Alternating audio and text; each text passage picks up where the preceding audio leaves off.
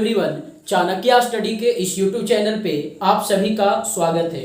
आज हम लोग एक नया टॉपिक का क्वेश्चन देखने वाले हैं, मेंसुरेशन यानी कि क्षेत्रमिति का। मेंसुरेशन में भी दो पार्ट आता है, एरिया का, एक वॉल्यूम का आता है। तो आज हम लोग इसमें एरिया वाला पार्ट देखेंगे, क्षेत्रफल वाला पार्ट का क्वेश्चन देखेंगे और उन प्रश्नों को देखने वाले हैं जो अब तक रेलवे का एग्जाम में क्वेश्चन मेंसुरेशन के एरिया से पूछ चुका है। जैसे वो ग्रुप डी का एग्जाम हो या रेलवे एनटीपीसी का एग्जाम हो या एलपी का एग्जाम हो, उनके लिए इंपॉर्टेंट क्वेश्चन है, उसी का सवाल है, प्रीवियस ईयर क्वेश्चन है। और बाकी और भी एग्जाम के लिए इंपॉर्टेंट है, क्वेश्चन का पैटर्न है वो तो पूछता ही है। तो चलिए हम लोग क्वेश्चन देखते हैं एक एक करके, पार्ट बाई पार्ट। पहले मेंसुरेशन एरिया पार्ट वाले डिस्कस कर लेंगे, उसके बाद हम लोग मेंसुरेशन के जो वॉल्यूम पार्ट का है आयतन निकालने के लिए 3D पार्ट वाला, उसको फिर हम लोग देखेंगे। तो यदि हमारे इस यूट्यूब चैनल पे नए हैं तो इस चैनल को सब्सक्राइब कर लीजिए और बेल आइकन प्रेस कर दीजिए, ताकि जब भी नया वीडियो अपलोड किया जाए तो सबसे पहले नोटिफिकेशन आपको मिले। तो क्वेश्चन देखिए स्क्रीन पे क्या कहता है। तो आपका सवाल है कि यदि किसी वर्ग और वृत्त का क्षेत्रफल एक समान हो, क्या कहता है कि एक वर्ग और एक वृत्त का क्षेत्रफल एक समान हो तो वर्ग की भुजा तथा वृत्त का त्रिज्या का रेशियो क्या होगा। भुजा का और त्रिज्या का रेशियो निकालना है। कंडीशन कहा वर्ग और वृत्त का क्षेत्रफल समान है। तो वर्ग का क्षेत्रफल समान है तो वर्ग का क्षेत्रफल क्या होता है, भुजा का स्क्वायर, साइड का स्क्वायर। तो साइड को अगर a मान ले तो ये a स्क्वायर हो जाएगा। और कहता है वर्ग का जो क्षेत्रफल है वो वृत्त के क्षेत्रफल के बराबर है। तो वृत्त का क्षेत्रफल को फार्मूला क्या होता है, पाई आर स्क्वायर। आर हो गया रेडियस, त्रिज्या, दोनों आपस में बराबर कहा तो बराबर कर दिए। a square equal to pi by R square. अब अगले लाइन में आर स्क्वायर को इधर लेके चले आइए, तो a square by R square, यहां सिर्फ आपका क्या बचेगा, पाई बचेगा। और ये पाई का वैल्यू लिख दीजिए, पाई का वैल्यू कितना होता है 22/7। अब ये स्क्वायर है ना, स्क्वायर हटाएंगे तो इक्वल टू के उस तरफ जाएगा तो क्या आ जाएगा, अंडर रूट में आ जाएगा। अब ये स्क्वायर हटेगा, रूट जाएगा, यानी a by R equal to कितना हो गया, अंडर रूट 22/7। तो यही तो निकालना था कि वर्ग की भुजा और वृत्त की त्रिज्या, तब भुजा a है और त्रिज्या r है, रेशियो हो गया अंडर रूट 22 और ये अंडर रूट 7। तो बहुत ही आसान सवाल था। कौन सा आंसर हो जाएगा, ऑप्शन नंबर डी इसका सही आंसर हो जाएगा। बस केवल दोनों का एरिया बराबर कहा, बराबर करके यहां से हम लोग रेशियो निकाल लिए। तो नेक्स्ट क्वेश्चन देखिए, अगला कहता है कि एक तार के टुकड़े से 120 पाई सेंटीमीटर भुजा वाला एक वर्ग बनाया गया है और यदि उस तार को मोड़कर एक वृत्त बनाया जाए तो वृत्त का त्रिज्या कितना होगा। तार का टुकड़ा जो है 120 पाई सेंटीमीटर, साइड किसका है, स्क्वायर का है, वर्ग का है, और उसी को मोड़ करके एक वृत्त बनाता है। अब तार का जो लेंथ है वो स्क्वायर के शेप में है और स्क्वायर का साइड दे रखा है 120 पाई और इसी को कहता है मोड़ करके एक वृत्त बनाता है। मतलब जो तार की लंबाई होगा वो तो बराबर होगा ना, यानी कहने का मतलब जो वर्ग का परिमाप होगा, बाउंड्री, वही वृत्त का क्या होगा, परिधि होगा। तार वर्गाकार शेप में है जिसका वर्ग का भुजा दे रखा है और कहता है उसी तार को मोड़ करके वृत्त के शेप में दिया जाता है, तो वृत्त का त्रिज्या कितना होगा। तो यानी कि यहाँ पे हमारा वर्ग का परिमाप और वृत्त का त्रिज्या परिधि दोनों आपस में क्या हो जाएगा, बराबर। वर्ग का परिमाप, पेरीमीटर ऑफ स्क्वायर, और सरकमफ्रेंस ऑफ सर्किल, वृत्त की परिधि, दोनों आपस में क्या हो जाएगा, इक्वल। तो वर्ग का परिमाप क्या होता है 4 इंटू साइड, 4 गुने भुजा, और वृत्त का परिधि क्या होता है 2 पाई आर। वर्ग का भुजा दे रखा है, साइड दे रखा है कितना 120 पाई, तो a के जगह पे हम लोग 120 पाई लिखेंगे इक्वल टू 2 पाई आर।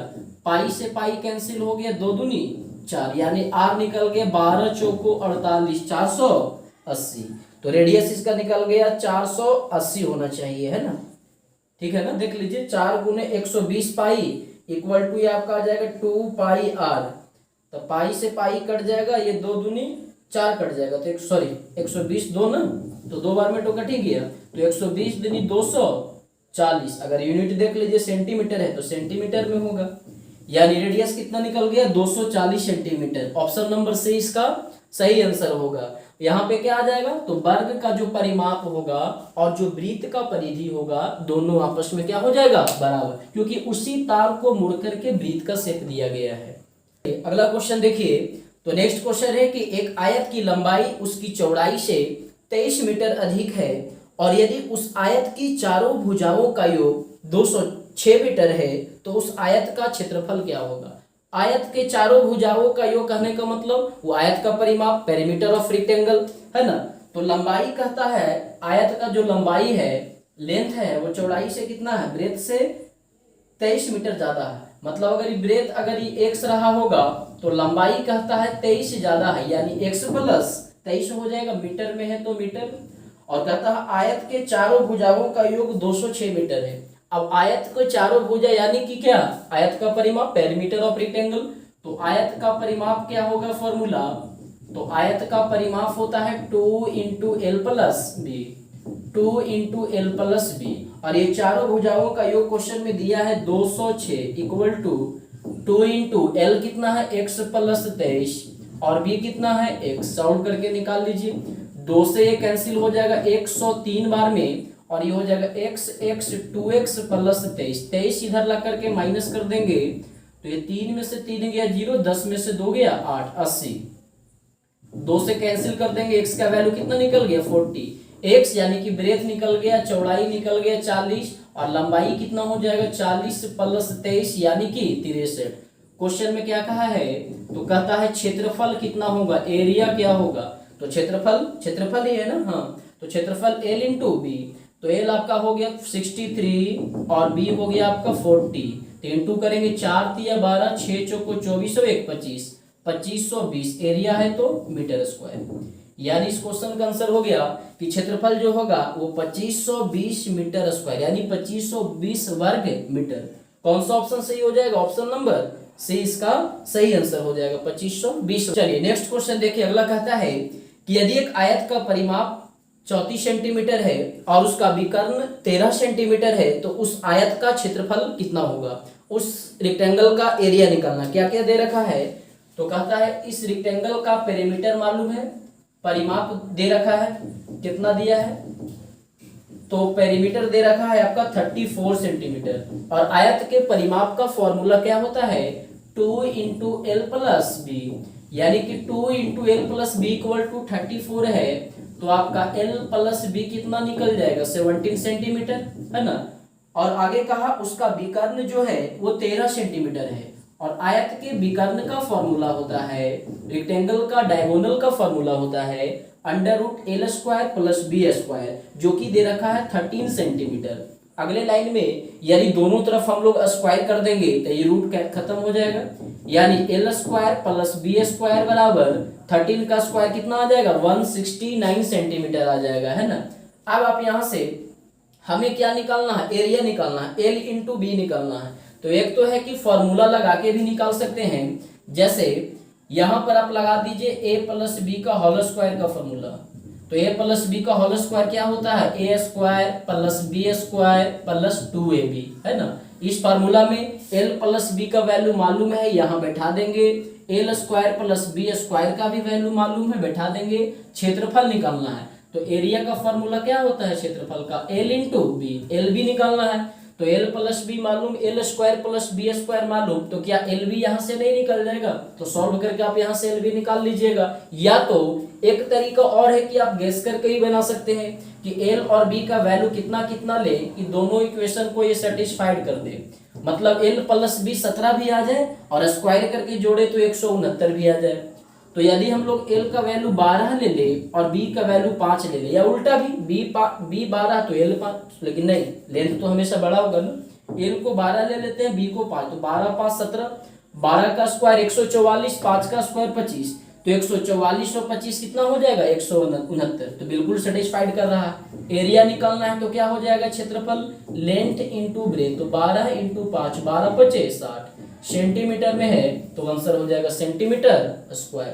तो इस क्वेश्चन का आंसर हो गया 60 वर्ग सेंटीमीटर, जो कि ऑप्शन नंबर आपका कितना है, ऑप्शन नंबर डी इसका सही आंसर हो जाएगा। चलिए नेक्स्ट क्वेश्चन देखिए स्क्रीन पे। अगला कहता है कि यदि किसी वृत्त की त्रिज्या को 100% से बढ़ा दिया जाए तो उसका क्षेत्रफल कितना प्रतिशत से बढ़ जाएगा। परसेंटेज में भी इस तरह का सवाल आया है, काफी डिटेल करके बताया गया है। परसेंटेज का जो वीडियो है प्लेलिस्ट में मिल जाएगा, आप वहां से इसको देख लीजिएगा। ऐसे अगर बनाना चाहें, कहता है रेडियस को 100% से बढ़ा देता है, त्रिज्या को 100% से बढ़ा देता है, तो क्षेत्रफल में क्या चेंजिंग होगा? तो वृत्त का क्षेत्रफल क्या होता है? पाई आर स्क्वायर। तो पाई तो कांस्टेंट हो गया, फिक्स हो गया, ये 22/7। मतलब जो एरिया बढ़ेगा वो रेडियस के कारण बढ़ेगा ना, त्रिज्या के कारण बढ़ेगा। तो क्या दिया? R square.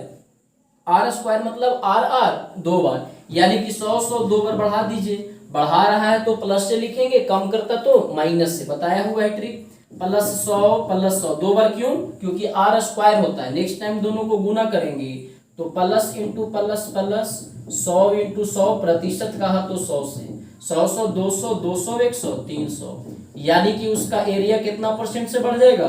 300% से बढ़ जाएगा। अब देख लीजिए इसका ऑप्शन क्या दिया है, तो ऑप्शन नंबर सी इसका सही आंसर हो जाएगा 300%। क्वेश्चन देखिए, अगला सवाल आपका कहता है, और देखिए आपको इससे आइडिया मिल रहा होगा, ऐसे मेंसुरेशन का डिटेल वीडियो भी बनाकर दे दिया, अपलोड कर दिया जाएगा, आप उसे देख लीजिएगा, वहां पर अच्छे से फॉर्मूला का सारा चीज डिस्कस करेंगे। यहाँ पर केवल अभी उन्हीं प्रश्नों को देख रहे हैं जो ग्रुप डी का एग्जाम या एनटीपीसी का एग्जाम हुआ है उसमें जो पूछ चुका है, क्योंकि रेलवे ग्रुप डी का एग्जाम होने वाला है, तो उससे आपको प्रैक्टिस हो जाएगा, क्वेश्चन किस तरह का पूछता आइडिया मिल जाएगा। एनटीपीसी का भी एग्जाम, प्री का तो अभी आंसर की दिया है, मेंस का एग्जाम होगा, तो आपको इस क्वेश्चनों से आइडिया मिल जाएगा। बाकी इसका डिटेल वीडियो भी बना दिया जाएगा, आप उसको देख लीजिएगा। तो चलिए अगला सवाल कहता है कि 14 सेंटीमीटर त्रिज्या वाले एक वृत्त की परिधि में कितना का वृद्धि होगा यदि उसको रेडियस को 7 सेंटीमीटर से बढ़ा दिया जाए। क्या कहता है? एक वृत्त है, एक सर्कल है जिसका रेडियस दिया हुआ है कितना? 14 सेंटीमीटर। तो कहता है कि जब इसके रेडियस को 7 सेंटीमीटर से बढ़ा देंगे तो उसके वृत्त का जो परिधि है वो कितना से बढ़ जाएगा। तो वृत्त का परिधि क्या होता है? Circumference of circle. वृत्त का जो परिधि होता है वो फॉर्मूला मालूम है 2πr। तो 2 को पाई रहने देते हैं, लास्ट में बैठा देंगे। r कितना का है? 14, तो 14 दूनी 28 पाई सेंटीमीटर हो गया इसका परिधि। अब कहता है रेडियस को 7 सेंटीमीटर से बढ़ा देंगे तो नया त्रिज्या कितना हो जाएगा? 14 + 7 जो बढ़ाया वो 21 सेंटीमीटर हो जाएगा। तो नया परिधि कितना हो जाएगा? 2πr, यानी 2 × पाई को पाई रहने दिए, नया रेडियस 21 हो जाएगा, 21 दूनी 42 पाई। तो कहता है 42 पाई सेंटीमीटर। तो आपको बतलाना है कि जब रेडियस बढ़ाएंगे तो आपका परिधि कितना से बढ़ेगा। तो 28 पाई से 42 पाई हो गया तो कितना बढ़ा? तो 42 पाई माइनस 28 पाई। आप इसको लेस करके देख लीजिए, 12 में से 8 गया 4, 3 में से 2 गए 14 पाई ना, 14 पाई। अब यहाँ पर आप पाई का वैल्यू बैठा दीजिए। पाई का वैल्यू कितना होता है? 22/7, 7 दूनी 14, 22 दूनी 44 सेंटीमीटर। यानी कि जब रेडियस को उसको 7 सेंटीमीटर से बढ़ाएंगे तो जो परिधि है वो 44 सेंटीमीटर से बढ़ जाएगा। सही आंसर क्या हो जाएगा? Option number B. Option number B इसका सही आंसर हो जाएगा। चलिए नेक्स्ट सवाल देखिए, अगला क्या कहता है। तो अगला क्वेश्चन है कि यदि किसी आयताकार मैदान का विकर्ण यानी डायगोनल 50 मीटर है तथा इसकी एक भुजा की लंबाई 48 मीटर है और यदि उस मैदान की घास को काटने का खर्च 24 रुपये प्रति वर्ग मीटर है, तब उस आयताकार मैदान के घास को काटने का कुल खर्च क्या होगा। चलिए, आयत का विकर्ण दे रखा है, रेक्टेंगल का डायगोनल दे रखा है, और आयत का विकर्ण का फॉर्मूला क्या होता है? √L² + B², और जो कि दे रखा है कितना? 50 मीटर। अगले लाइन में दोनों तरफ स्क्वायर करते हैं, दोनों तरफ वर्ग करेंगे तो स्क्वायर करेंगे तो ये रूट आपका खत्म हो जाएगा और ये 50 का स्क्वायर कितना हो जाएगा? 2500, है ना। तो L² + B² बराबर हमारा कितना निकल गया? 2500। अब देखते हैं इसका यूज है कि नहीं, ऐसे भी निकल सकता है। आगे कहा कि इसकी एक भुजा की लंबाई जो है 48 मीटर, यानी कि अगर L मान ले तो एक दे रखा है 48 मीटर, तो बतलाना है कि उस मैदान के घास को काटने का खर्च। अब इस मैदान में घास लगा हुआ है यहाँ पे, यानी कि रेक्टेंगल का एरिया निकालना होगा ना, इसका लागत निकालना है कि जो रेक्टेंगुलर फील्ड है उसमें घास लगा हुआ है, उसका कॉस्ट क्या आएगा, यानी कि एरिया निकालना है। एरिया यानी कि L × B हमको निकालना पड़ेगा। तो L² + B² बराबर 2500, और ये इसकी एक भुजा की लंबाई दे रखा है कितना? 48, यानी मान लीजिए अगर L 48 है, L 48 है तो यहाँ से हम लोग B निकाल लेंगे। 48 का स्क्वायर + B² बराबर 2500। तो ये 2500 माइनस 48 का स्क्वायर कितना हो जाएगा, 8 8 64, 4 8 चौको 32 दूनी 64 और 6 70 का 0 7 16 7 23, यानी ये 2304 आ गया। घटाएंगे तो 10 में से 4 गया 6, 9 4 में से 3 गया 196, स्क्वायर हटाएंगे अंडर रूट, यानी 196 का वर्गमूल कितना हो जाएगा 14, यानी कि लंबाई आपका एक दे रखा है यानी 48 है, चौड़ाई यहां से निकल गया 14। अब हमें घास काटने का खर्च निकालना है रेक्टेंगुलर फील्ड में, तो घास तो होगा बाउंड्री से नहीं, इसमें लगा हुआ है। और ऐसे भी खर्च देखिए ना, 24 रुपये प्रति वर्ग मीटर, मीटर स्क्वायर, तो मीटर स्क्वायर तो एरिया में ही होता है ना, यानी हम लोग यहाँ से एरिया निकाल लेंगे रेक्टेंगल का क्षेत्रफल, तो वो क्या होता है फॉर्मूला L इंटू बी। तो एक तो दे रखा है क्वेश्चन में L 48 और एक हम लोग यहाँ से निकाल लिए 14, 48 इंटू 14।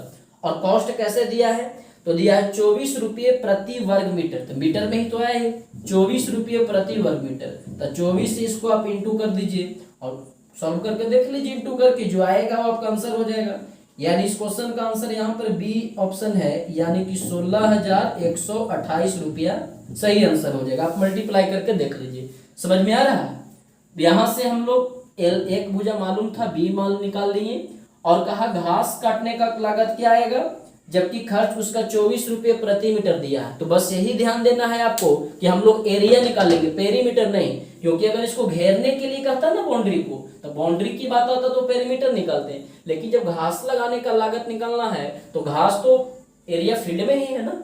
हाँ, तो समझ रहे हैं, तो इसका आंसर 16,128। चलिए नेक्स्ट क्वेश्चन देखिए, अगला कहता है कि 3 मीटर ऊंचे एक कमरे की माप 4 मीटर इंटू 5 मीटर है, जिसमें 2 दरवाजा दिया है जिसका भी डायमेंशन दे दिया है, एक खिड़की दिया है उसका भी डायमेंशन दिया हुआ है लेंथ ब्रेथ, और कहता है यदि 5 रुपये प्रति वर्ग मीटर की दर से उस पर रंगाई के खर्च आता है तो कमरे की दीवारों को रंगने में कितना खर्च आएगा।